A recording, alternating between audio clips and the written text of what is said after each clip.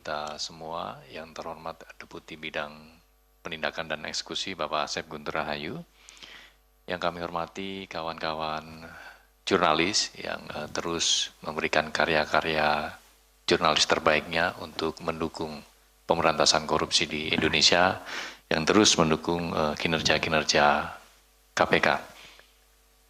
Sebelumnya kami menyampaikan selamat menjalankan ibadah puasa kepada kawan-kawan jurnalis yang menunaikan ibadah puasa Ramadan tahun ini. Baik, kami akan menyampaikan terkait dengan pengembangan penyidikan perkara dari penanganan perkara dugaan tindak pidana korupsi berkaitan dengan pengaturan jalur pada importasi di Direktorat Jenderal Bea dan Cukai Kementerian Keuangan.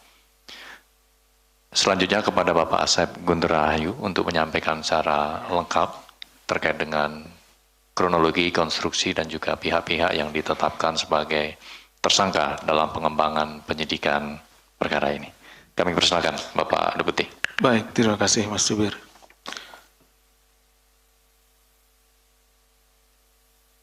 Bismillahirrahmanirrahim. Assalamualaikum warahmatullahi wabarakatuh. Selamat sore dan salam sejahtera bagi kita sekalian. Yang saya hormati dan saya banggakan Mas Jubir, yang saya hormati, saya cintai dan saya banggakan rekan-rekan jurnalis yang selalu setia hadir, dampingi kami, membersamai kami dalam penanganan perkara-perkara korupsi. Pada kesempatan sore hari ini, kembali kami akan menyampaikan terkait dengan pengembangan penyidikan perkara dugaan tindak pidana korupsi pada Direktorat Jenderal Bea dan Cukai Kementerian Keuangan. Ini merupakan pengembangan dari perkara tertangkap tangan beberapa waktu yang lalu. Namun sebelumnya, seperti tadi disampaikan oleh Mas Jubir, izinkan kami juga menyampaikan selamat menunaikan ibadah puasa Ramadan bagi rekan-rekan jurnalis dan Bapak Ibu sekalian. Semoga amal ibadah kita diterima Allah Subhanahu wa taala. Bahwa pada pasca peristiwa tertangkap tangan, yaitu tanggal 4 Februari 2026 yang lalu, KPK kemudian menaikkan perkara ini ke tahap penyidikan dan menetapkan 6 orang tersangka. Penyidik kemudian melakukan serangkaian kegiatan penyidikan, baik melalui pemeriksaan terhadap para tersangka, saksi, kemudian juga pihak lainnya, maupun kegiatan upaya paksa lainnya seperti penggeledahan di beberapa tempat yang diduga ada barang-barang atau ada bukti-bukti terkait dengan perkara tindak pidana dimaksud. Dalam proses penyidikan tersebut diketahui bahwa sejak November 2024, Saudara SA selaku pegawai pada Direktorat Penindakan dan Penyidikan atau P2 Bea dan Cukai diduga menerima dan mengelola uang dari perusahaan yang produknya dikenai cukai, ya, baik itu yang diproduksi di dalam negeri maupun juga barang impor, ya, yang produknya dikenai cukai dan juga para importir. Atas perintah Saudara BBP selaku Kepala Seksi Intelijen Cukai P2 DJBC dan Saudara SIS selaku Kepala Subdirektorat Intelijen Penindakan dan Penyidikan Direktorat Jenderal Bea dan Cukai atau Kasubdit Intel P2 DJBC yang sebelumnya sudah ditetapkan sebagai tersangka. Uang yang dikumpulkan dan dikelola oleh Saudara SA tersebut disimpan di apartemen yang berlokasi di Jakarta Pusat sebagai safe house. Jadi ada mereka ini, ya, para oknum DJBC ini menyewa beberapa apartemen, ya, yang terletak di Jakarta Pusat yang digunakan untuk safe house atau rumah aman, ya. Jadi barang-barang hasil kejahatannya lalu disimpan di safe house tersebut, ya, seperti itu. Kenapa memerlukan beberapa safe house? Karena memang mereka dalam beroperasinya selalu berpindah-pindah gitu, ya, supaya tidak mudah untuk diketahui. Yang telah disewa SA sejak pertengahan tahun 2024 atas arahan langsung dari BBP dan saudara Sis. Jadi yang di Jakarta Pusat itu sudah sejak tahun 2024. Adapun uang tersebut diduga berasal dari dugaan tindak pidana korupsi terkait pengaturan jalur masuk importasi. Jadi sebelumnya yang dilakukan yang tertangkap tangan itu perkaranya dalam pengaturan jalur masuk barang ya, barang impor ini. Ada yang masuk jalur hijau tidak diperiksa dan ada masuk jalur merah. Kemudian yang harusnya barang-barang itu diperiksa masuk jalur merah, kemudian mereka dengan trik yang mereka lakukan, oknum-oknum ini bisa memasukkan barang menjadi ke jalur hijau sehingga tidak dilakukan pemeriksaan. Dan satu lagi yang saat ini kami sedang dalami, ya, yaitu terkait dengan pengurusan cukai. Ya. Uang tersebut diduga digunakan sebagai dana operasional sejak SIS menjabat sebagai Kasubdit Intelijen.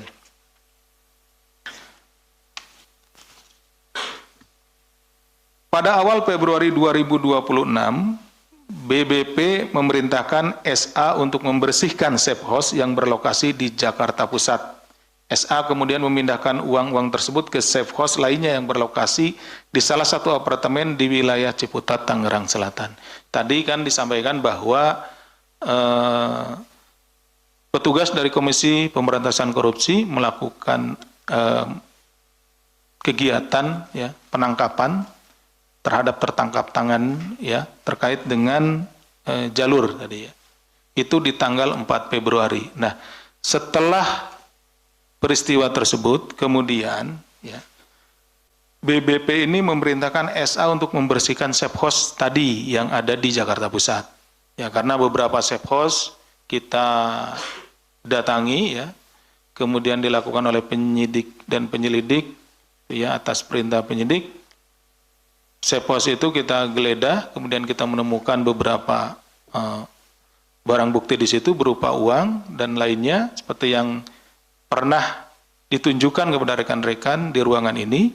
Nah, ada beberapa ternyata yang belum sempat diketahui oleh kami. Nah, keburu dipindahkan ini oleh saudara BBP ini memerintahkan SA untuk membersihkan istilahnya, bersihkan safe house-nya yang ada di Jakarta Pusat. Pindahkan ke tempat lain. Nah, dipindahkan dalam hal ini adalah ke safe house yang ada di wilayah Ciputat. Setelah berlangsungnya pemeriksaan, permintaan keterangan dan lain-lain, akhirnya diperolehlah keterangan, diperoleh informasi bahwa tadi ada beberapa bukti yang kemudian telah dipindahkan dan saat ini bukti-bukti tersebut sudah kami berhasil sita dan nanti akan ditunjukkan kepada rekan-rekan.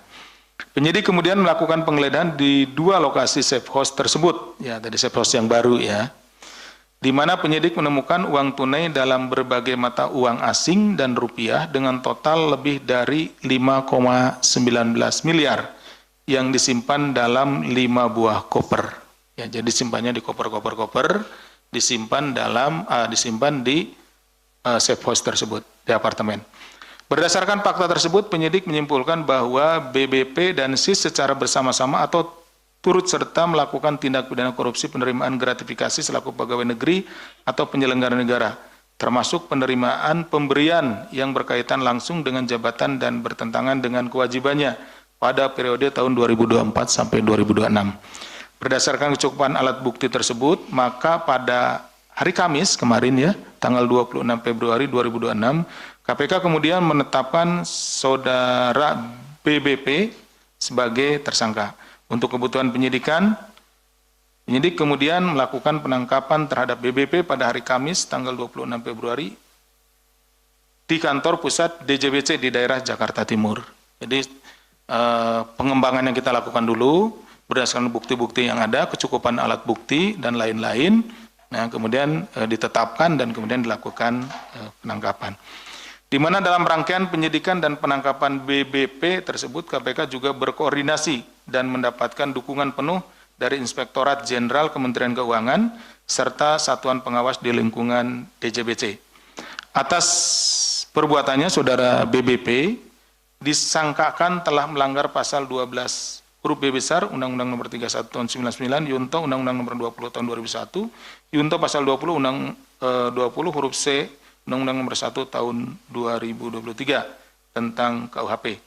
KPK selanjutnya melakukan penahanan terhadap saudara BBP untuk 20 hari pertama sejak tanggal 27 Februari hari ini sampai dengan 18 Maret 2026. Penahanan dilakukan di Rumah Tahanan Negara Rutan Cabang Gedung Merah Putih KPK. Selanjutnya kami sampaikan bahwa Bea dan Cukai merupakan salah satu pos penerimaan negara untuk mendukung kemampuan fiskal. Oleh karena itu, setiap rupiah yang dikorupsi pada sektor penerimaan negara terjadi markdown, ini berdampak pada kualitas pembangunan nasional. Jadi mungkin rekan-rekan tanya ini kenapa markdown gitu ya, terjadi penurunan seperti itu. Jadi begini, untuk cukai ini ya, jadi khusus untuk barang salah satunya saya sebutkan rokok gitu ya, ini terkait dengan itu juga, itu ada rokok itu dibeli, ada jenisnya, ada yang dengan menggunakan mesin, ada yang menggunakan tangan. Itu berbeda cukainya. Gitu. Jadi yang lebih murah dibelilah lebih banyak gitu ya cukainya oleh pihak-pihak yang nakal ini, kemudian digunakan untuk barang-barang yang sebetulnya cukainya lebih tinggi. Jadi terjadi kekurangan pemasukan negara karena cukainya tidak sesuai.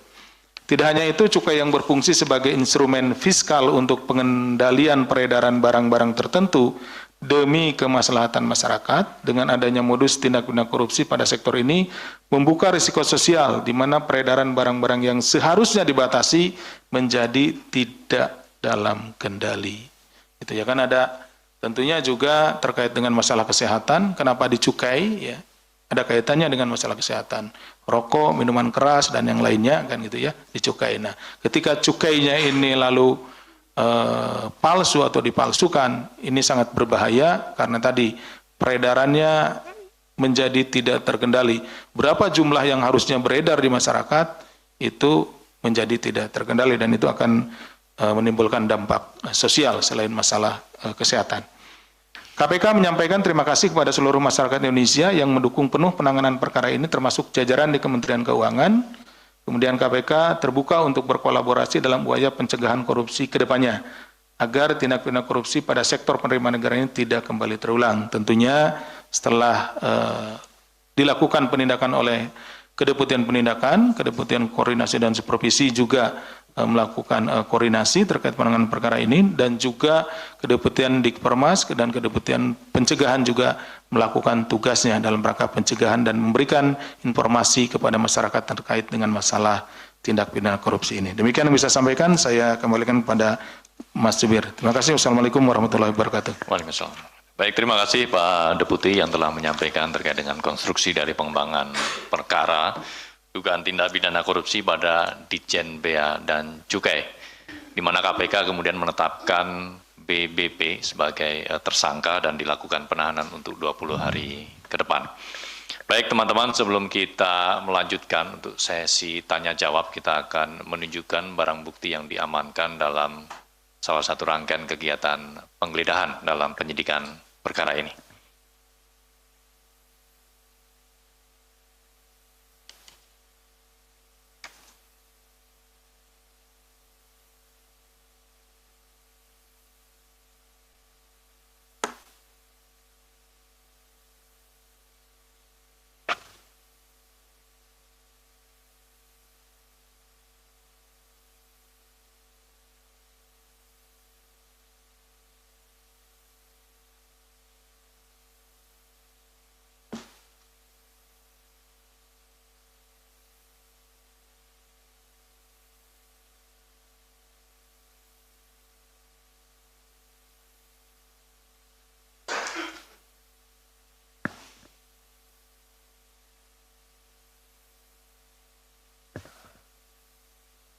Barang bukti yang kami tunjukkan pada kesempatan kali ini yaitu uang dengan berbagai mata uang, baik rupiah maupun mata uang asing dengan ekuivalen senilai sekitar lebih dari 5,19 miliar yang dibungkus atau ditempatkan dalam 5 koper, di mana barang bukti ini diamankan dalam penggeledahan yang dilakukan oleh penyidik di salah satu apartemen yang berlokasi di wilayah Ciputat, ya, Tangerang Selatan, sebagai salah satu safe house, ya, di mana kegiatan penggeledahan dilakukan pada tanggal 13 Februari 2026.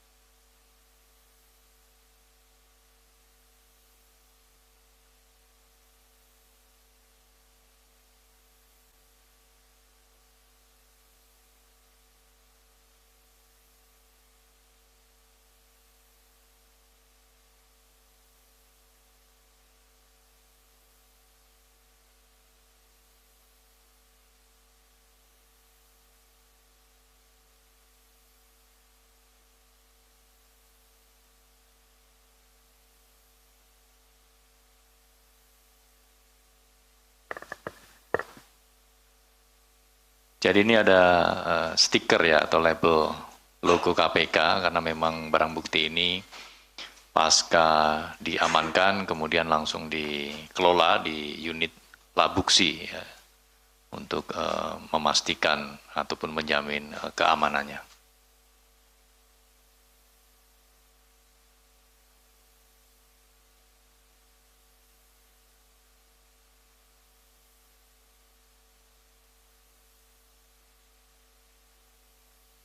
Cukup, teman-teman? Oke, baik, terima kasih.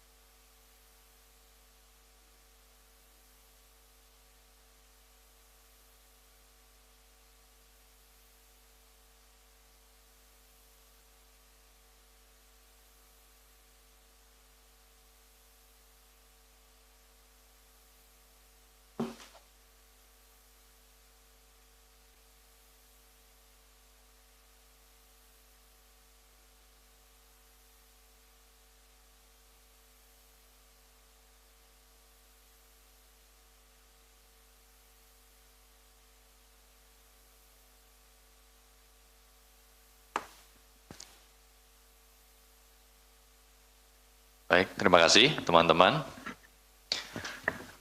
Selanjutnya kita akan buka sesi tanya jawab. Sesi 1 terkait dengan perkara ini. 1 ada Mbak Sasya, 2 Mas Yus, 3 Mas Rio. Kita 3 penanya dulu. Silakan. Pertama Mbak Sasya. Selamat siang Pak Asep dan Mas Budi. Izin Pak mau tanya, ini kan keduanya sempat terjaring OTT juga ya, kenapa nggak langsung ditetapin jadi tersangka gitu, atau berarti apakah kalau nggak nemu uang 5M ini mereka nggak jadi tersangka gitu? Itu pertama. Yang kedua, tadi ada BPKB juga Pak di barbuk yang di dalam koper itu. Nah ini sejauh ini KPK sudah nemuin kendaraannya belum dan udah disita apa belum? Tuh.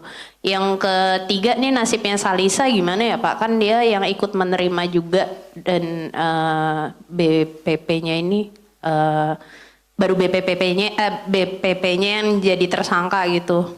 Nah ini salisanya gimana? Terus yang selanjutnya ada upaya penghilangan barang bukti juga kan Pak? Nah itu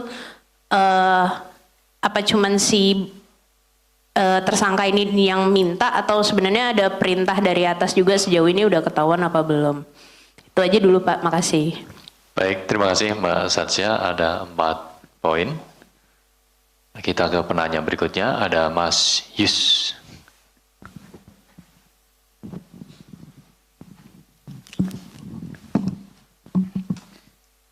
Baik, terima kasih Mas Budi, Pak Asep.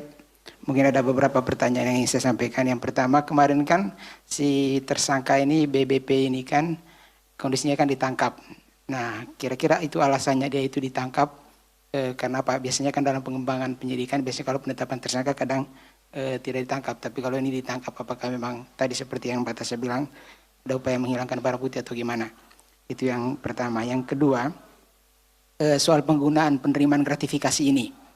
Sejauh ini apakah KPK itu menemukan adanya atau setidaknya lah mengendus adanya aliran uang ke pihak-pihak tertentu termasuk ke pimpinan dari BPP ini. Kan direkturnya kan sudah ditetapkan tersangka, Pak Rizal itu. Terus apakah ini juga ada kemungkinan ke Dirjen Bea Cukai sekarang ini, Pak Jaka Utama, apakah ada dugaan aliran uang ke sana? Ataupun kalau tidak ada, apakah ada kemungkinan nanti yang bersangkutan dimintai keterangan untuk terkait dengan kasus ini? Mungkin yang ketiga, ini terkait kasus Dirjen Bea Cukai kan saat ini KPK juga kan sedang melakukan penyidikan terhadap kasus di Dirjen Pajak DJP. Nah di DJP kan untuk tahun 2021-2026. Nah apakah sejauh ini juga KPK itu mengendus adanya dugaan keterlibatan pihak-pihak yang lebih tinggi dari kasus yang ditangani ini, misalnya level wakil menteri ataukah menteri, mungkin di era sekarang ataupun era sebelumnya, era Bu Sri Mulyani. Dan apakah kedepannya ada kemungkinan untuk memanggil Pak Men ataukah Menteri Pak Purbaya ataupun Bu Sri Mulyani terkait dengan 2 kasus yang terjadi di Direktorat Kementerian Keuangan ini. Itu aja dulu. Terima kasih. Baik, terima kasih Mas Yus. Ada 3 pertanyaan. Selanjutnya kita ke Mas Rio. Ya, sore Pak Asep, Mas Budi. 2 hal. Ini kan barang buktinya kan ada 5 koper ya. Mau memastikan aja. Ini si SA ini apakah memindahkan sendiri gitu dari apartemen yang di Jakarta Pusat ke Ciputat gitu? Karena kan melihat barang bukti yang cukup banyak yang disita KPK, kayaknya dia nggak sendirian gitu. Itu yang pertama. Kedua, penindakan yang cukai tadi itu apakah yang tadi kaitannya dengan rokok, cukai rokok itu kaitannya dengan yang kemarin sempat rame nggak sih yang banyak rokok ilegal di tanah air gitu? Sampai-sampai banyak kan rapat-rapat di DPR juga. Terus yang terakhir, kira-kira KPK bakal memanggil pengusaha rokok ilegal atau mungkin miras ilegal yang tadi disebut Pak Asep atau seperti apa? Terima kasih. Baik, terima kasih Mas Rio. Ada 3 pertanyaan ya tadi soal pemindahan barbuk, apakah juga dilakukan bersama yang lain karena barbuknya cukup banyak. Kemudian juga kaitannya dengan banyaknya rokok ilegal yang beredar di Indonesia beberapa waktu lalu yang isunya juga cukup santer. Dan yang ketiga, apakah KPK akan memanggil para pengusaha rokok ataupun minuman keras begitu ya. Baik, silakan Pak Deputi, kami persilakan untuk merespon dari 10 terima pertanyaan. Kasih. Mas Jubir, terima kasih rekan-rekan atas pertanyaannya. Ada 3 penanya, Mbak Tasya, Mas Yus, dan Mas Rio. Mbak Tasya ini 4 pertanyaan, Mas Rio 4 juga, kayaknya 3 ya. Mas Yus 3, jadi 4-3-3. Formasinya bagus nih, kalau main bola. Dari Mbak Tasya, ini kan si BPP ini juga sempat berjaring gitu ya. Waktu itu sempat dibawa ke sini, sempat diminta keterangan. Kenapa tidak langsung dijadikan tersangka pada saat itu? Nah, waktu itu kami hanya punya waktu 1 kali 24 jam ya, terkait tertangkap tangan itu. Jadi dalam waktu 1 kali 24 jam memang kecukupan bukti untuk menjadikan tersangka ya saudara BPP ini belum cukup waktu itu. Nah, sehingga setelah yang 6 sebelumnya ditetapkan tersangka, yang sudah cukup buktinya, yang tidak cukup dikembalikan. Tapi bukan berarti juga dilepaskan gitu ya. Kita memperdalam terus dari keterangan-keterangan yang ada, kemudian juga bukti-bukti yang ada. Karena kelanjutan dari penetapan tersangka peristiwa tertangkap tangan itu, kemudian kita melakukan upaya paksa berupa penggeledahan, kemudian juga pemeriksaan beberapa orang. Nah, dari hasil penggeledahan dan pemeriksaan itulah, di keterangan-keterangan yang saksi yang lainnya, terpenuhilah kecukupan bukti terhadap perbuatan yang dilakukan saudara BPP ini. Sehingga pada pada hari kemarin ya, tanggal 26 itu ditetapkan sebagai tersangka yang bersangkutan. Demikian, Mbak. Kemudian ada BPKB, betul tadi ya. PKB itu jadi informasi yang kami terima, uang ini yang dikumpulkan ini juga digunakan untuk membeli mobil operasional. Nah, BPKB-nya yang ada gitu. Jadi kelompok ini ya, para oknum ini membuat mobil operasional ini juga sekaligus menjawab pertanyaan sedikit dari Mas Rio. Ya, tadi kan ditanya ini kan 5 koper gitu ya. Apakah cuma seorang? Nah, jadi mereka udah lengkap, ada ada mobil operasionalnya dan lain-lainnya gitu. Bahkan ada sebagian dari uang yang dulu kita temukan itu ditemukan itu di mobil operasionalnya. Gitu. Jadi ada juga uang itu yang disimpan mobil operasional itu untuk kebutuhan yang mendesak gitu.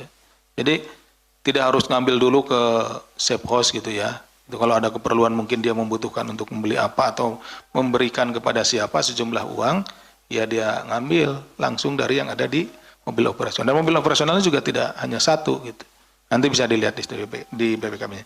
Nah, itu juga sedang kita, kalau penggunaannya sudah kita ketahui, BPKB sudah ada pada kita. Nah, ini sudah disita maksudnya, tinggal nanti unit-unit itu hari ini sedang ditelusuri gitu, mobilnya seperti itu. Kemudian saudara S nasibnya seperti apa? Ini bagaimana dengan hanya BP saja? Ini sedang didalami juga gitu. Jadi secara bertahap. Ketika ketemu kecukupan alat bukti terhadap perbuatan-perbuatan oknum-oknum ini, maka segera kita tetapkan. Gitu. Hari ini yang terpenuhi atau kemarin itu saudara BPP. Ya, nanti kita lihat ke depannya seperti apa. Kemudian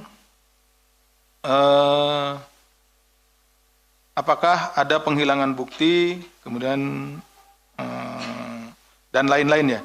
Ini memang ini juga kan sudah dipindahkan nih. Gitu ya. Itu ya. Ya.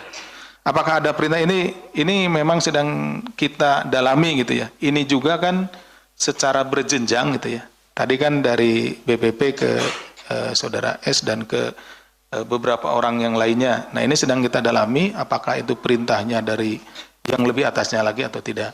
Tapi memang jelas bahwa ada upaya-upaya untuk menghilangkan bukti gitu kan, memindahkan gitu. Mungkin kalau ini tidak berharga, maksudnya tidak berharga itu bukan uang lah gitu ya. Ini sudah dimusnahkan mungkin. Atau dokumen apa gitu, seperti apa gitu kan, sudah dimusnahkan. Tapi ini karena uang akhirnya dipindah dari satu tempat ke tempat yang lain seperti itu. Nah, terkait dengan perintah-perintahnya tentu juga kita sedang dalami ya Mbak ya. Oke. Dari Mas Yus, BPP kenapa dilakukan penangkapan gitu ya Mas Yus ya? Gitu seperti itu. Jadi dalam perkara ini sudah kita ketahui bahwa yang bersangkutan itu memerintahkan untuk memindahkan ini uang ini ya, bukti-bukti ini dan seperti itu. Kita khawatir dia akan juga menghilangkan bukti yang lainnya gitu. Di samping dia juga akan pergi kemana gitu. Makanya dengan alasan-alasan subjektif itu ya kita segera melakukan upaya penangkapan. Jangan sampai bukti-bukti yang ada padanya gitu kan, nah nanti bisa dihilangkan sama dia. Misalkan kalau kita penetapan tersangkanya dilakukan dalam ekspos, kemudian kita panggil gitu ya, karena kemarin-kemarin sudah dipanggil, nah dia akan barang-barang atau bukti-bukti yang ada di rumahnya ataupun ada di tempat kosnya atau di safe house lainnya itu keburu dihilangkan. Jadi ini adalah sebuah strategi yang kami harus ambil terkait dengan tentunya bagaimana supaya penanganan perkara ini bisa berjalan dengan baik. Kemudian soal gratif nih, apakah ada ke pihak-pihak lain, ke pimpinannya dan yang lain-lain gitu ya Mas Yus ya. Nah itu sedang kita dalami tentunya, karena tentunya uang sebanyak ini ya, ini baru dari satu tempat gitu ya. Karena kami menduga juga mungkin masih ada tempat yang lain. Di samping kemarin juga kan yang kita temukan di beberapa tempat ya, dan yang ini ketemu lagi. Nah, kemungkinan ada di tempat lain, ya uang segini banyaknya ya tentu tidak digunakan sendiri gitu. Pasti mungkin juga disalurkan ke beberapa pihak. Nah, itu sedang kita dalami. Ditunggu aja ya Mas Yus ya. Kemudian KPK juga sedang menangani di DJP ya, Jen Pajak, kemudian juga yang ini apakah ada kaitannya dengan pimpinannya ya, tentunya ini kan piramida ya. Kita sedang menyusuri itu kemana uang itu mengalir dan dari siapa perintah itu berasal gitu. Jadi ada aliran dananya, ada alur perintahnya. Karena tentunya orang yang memiliki niat ya, yang pertama kali artinya dia memerintahkan, kemudian juga mengorganisasi ini, ya tentunya harus kita minta pertanggungjawaban. Jadi mohon ditunggu ya Mas Yos, karena ini tetap masih berproses. Artinya saat ini kita melakukan upaya paksa terhadap saudara BBP ya, saudara BBP itu adalah bentuk bahwa kami memang terus melakukan pengembangan terhadap perkara ini, gitu. Terus menggali informasi dan apabila nanti ditemukan kecukupan bukti terhadap oknum lain, para pelaku lain, ya kita akan segera melakukan upaya paksa. Kemudian dari Mas Rio, ini BB 5 koper tadi sudah dijelaskan ya, Mas.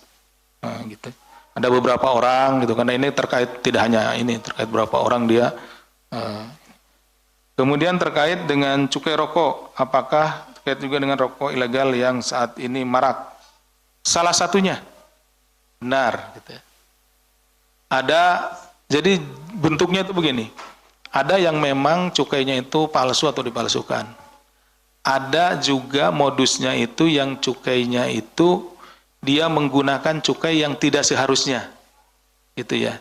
Tadi saya sebutkan bahwa rokok itu ada yang rokok pakai mesin dengan rokok yang dibuat pakai tangan. Itu cukainya berbeda. Nah, seperti itu. Jadi dia ada yang membeli cukai yang lebih rendah itu lebih banyak dibandingkan dengan cukai yang lebih tinggi harganya seperti itu. Sehingga negara dirugikan. Kemudian apakah produsen rokok akan dipanggil? Tentu. Terkait dengan nanti keterangan-keterangan dari orang ini, dari siapa saja nih, itu perusahaan mana, siapa saja, seperti itu. Nah terkait dengan keterangan dari para tersangka yang sudah kami amankan dan saksi-saksi yang lain dan bukti-bukti yang kita miliki, karena uang ini kan tidak mungkin hadir begitu saja gitu, tiba-tiba datang. Harus ada yang membawanya, harus ada yang menyerahkannya. Saat ini ada di oknum DJBC ini, di bagian cukai ini, diterima oleh siapa, pasti ada pemberinya gitu. Seperti itu. Namun saat ini memang belum bisa kita ungkap. Tapi bukan dalam artian tidak akan. Kita akan susuri informasi tersebut. Gitu. Kita sudah memiliki informasi-informasinya, tetapi tentunya saat ini belum bisa disampaikan kepada rekan-rekan. Nanti pada waktunya ketika sudah lengkap informasinya, siapa perusahaannya atau siapa orangnya, pemiliknya, perusahaannya di mana, berapa jumlahnya dan lain-lain akan kami sampaikan. Demikian mungkin Mas Jibir bisa. Baik, terima kasih Pak Deputi yang telah menjawab 10 pertanyaan dari rekan-rekan untuk sesi pertama. Kita buka kembali, jika masih ada pertanyaan terkait dengan perkara ini, kami persilakan di sesi kedua. Silakan. Hari ini bulan puasa ya. Oh, nggak ketemu ya. Oke. Sepertinya sudah. Ya, Mas. Mbak Umay, oke, silakan Mbak Umay. Perkara lain, iya. Perkara lain, tapi ini bulan puasa gitu ya, Pak. Puasa ya. Mbak Umay perkara ini. Ya, silakan Mbak Umay. Selamat sore Pak Asep, Mas Budi. Ya, Mbak Umay. Pertama kan Salisa masih di luar karena masih cari safe house lainnya. Nah, ada peringatan nggak sih Pak Asep buat Salisa biar nggak lagi-lagi gitu untuk mencoba menghilangkan atau menyembunyikan barang bukti. Terus ini kan mereka kan berkelompok ya. Kayak si Salisa, Bayu, sama si Sprian kan berkelompok. Pak Asep tadi bilang juga masih akan cari lagi nih, siapa tahu ada uang-uang lainnya. Nah, KPK tuh ngendus juga nggak sih ada kelompok lainnya juga gitu Pak Asep yang melakukan modus yang sama. Terus udah diketahui belum perusahaan-perusahaan atau importir yang memberikan uang melalui Salisa? Terima kasih. Baik. 3 hal ya tadi ya Mbak Umay ya.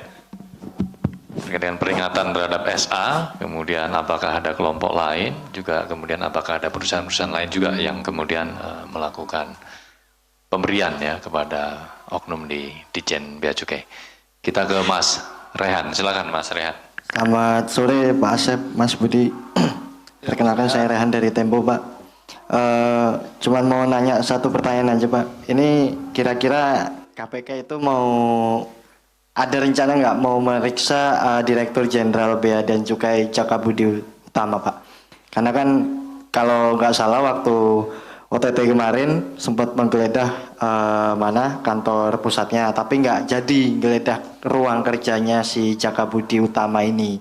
Itu kira-kira ada rencana mau dipanggil, terus alasannya kenapa waktu itu nggak jadi digeledah Pak ruang kerjanya sama penyidik waktu itu. Terima kasih Pak.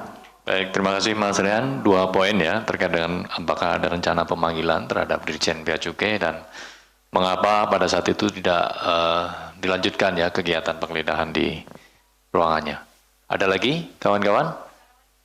Ini dulu ya, Mbak Sa. Cukup? Oke, silakan Pak Deputi. Mbak Umay dan Mas Rehan. Walaupun Mas Rehan ini bulan puasa loh Mas. Ngakunya mau nanya 1 ternyata 2. Baik, Mbak Umay, Salisa. Ya tentu kami juga tidak hanya kepada Salisa ya. Saudara S, sorry. Tidak hanya kepada saudara S, tapi kepada pihak-pihak lainnya kami selalu menekankan, mengimbau jangan sampai menghilangkan bukti-bukti.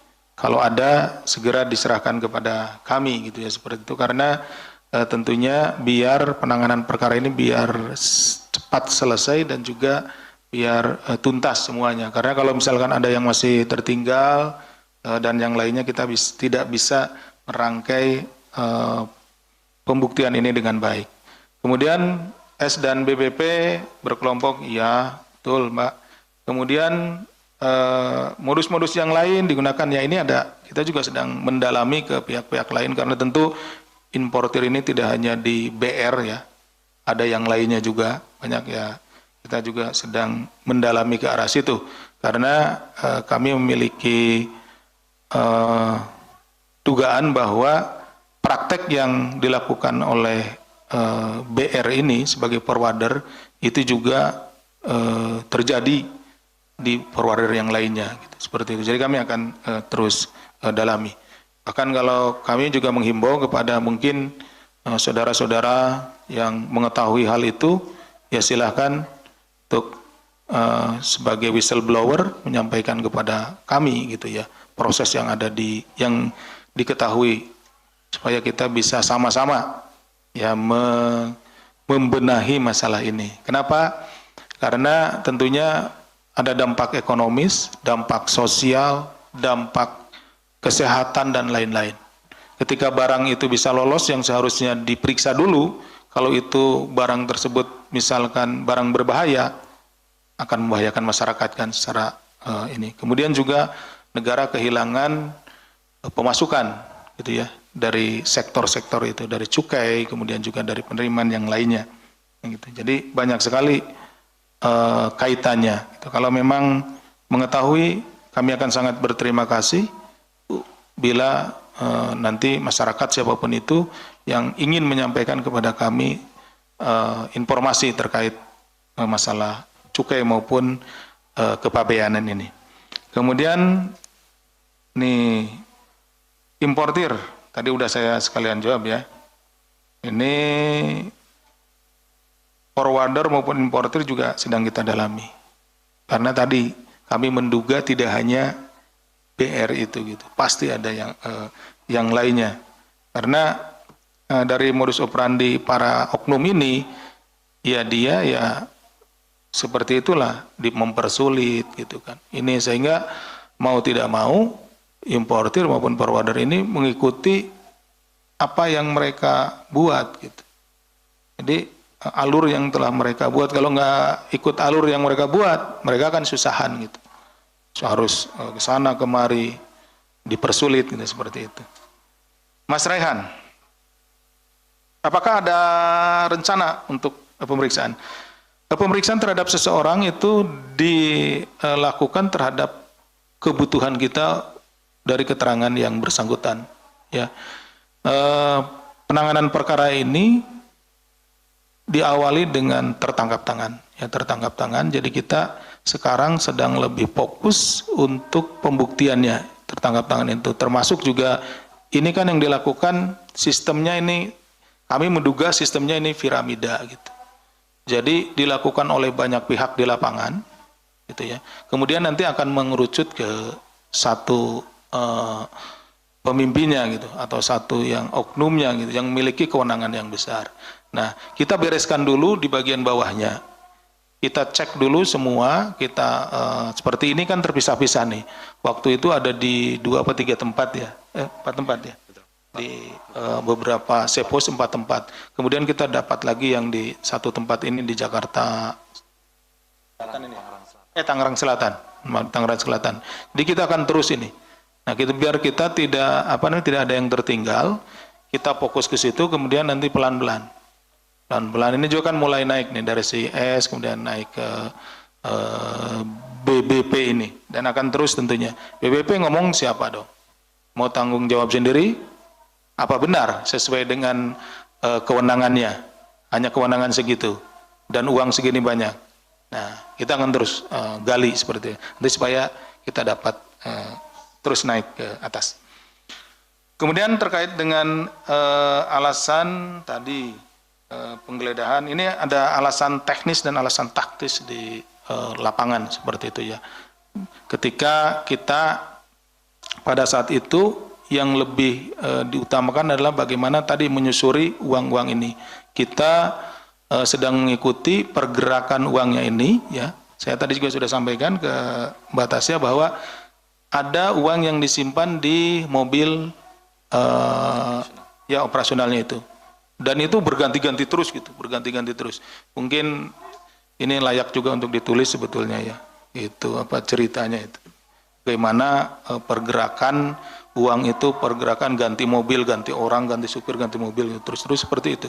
Nah, sedangkan juga kita petugas di lapangan itu sangat sangat terbatas, sehingga fokus kemana dan pada saat itu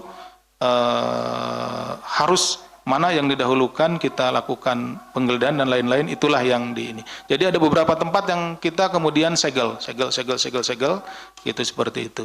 Jadi kita fokus dulu ke ngejar uangnya waktu itu. Jadi itu kira-kira jawabannya. Baik, terima kasih Pak Deputi. Sepertinya semuanya sudah lengkap terjawab terkait dengan perkara ini. Sekali lagi ini bulan puasa, tapi tetap kita buka sesi ketiga begitu ya Pak Deputi ya, untuk perkara lainnya. Pertama ada Mbak Satya. Saya agak protes sedikit nih.